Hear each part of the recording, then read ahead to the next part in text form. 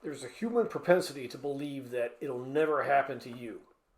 But what if it does?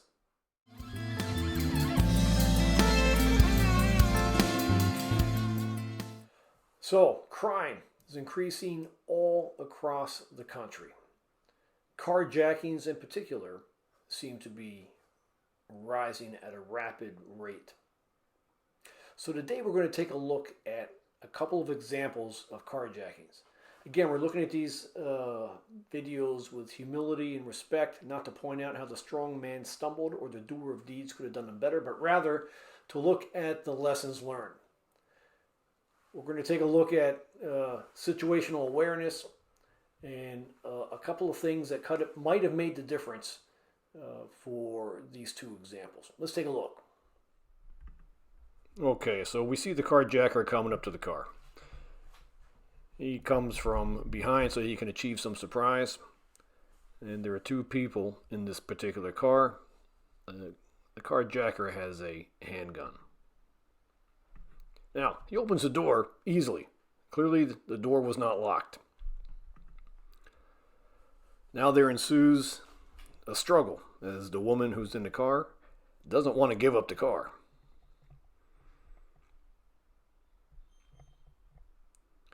Now, she's lucky at this point that she hasn't been shot. The other passenger gets out, but knowing that the guy has a handgun, there's not a whole heck of a lot he can really do. Unless he were to come up behind him and just go for a hit to the back of the neck.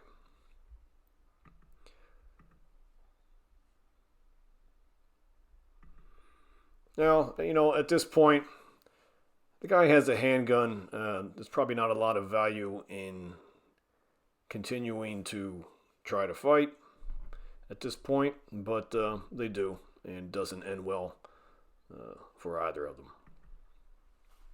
Now, all of this could have been obviated had the doors been locked and the windows up. That would have bought them several additional seconds. And assuming the car is running, then it's just a matter of putting it in the gear and getting out of Dodge. If the car is not running, well, take the extra half second to turn the ignition on. So, being aware of what's going on around you. This looks like it happened also at a gas station. Increasingly, these attacks are happening at gas stations. So that alone, with the number of gas station carjacking attempts, should key you in that whenever you're at a gas station, you need to be extra vigilant. Okay, in this one, we see the four carjackers milling around the car. They're going to go for the car at the end.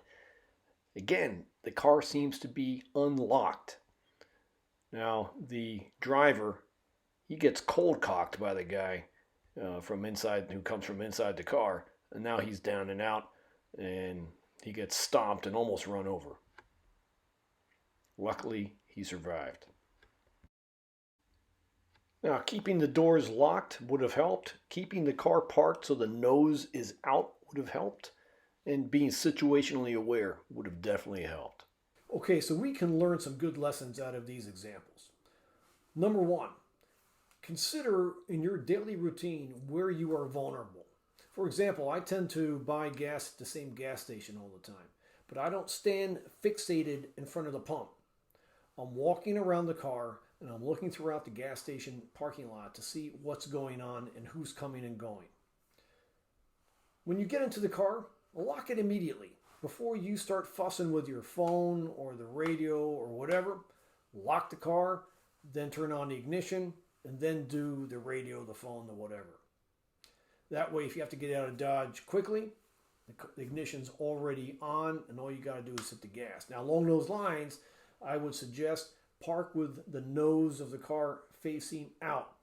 It's easier to get out of Dodge if you just got to go straight than if you have to back up. You've got in a car a 3,000 or heavier battering ram. You can consider using that as a weapon.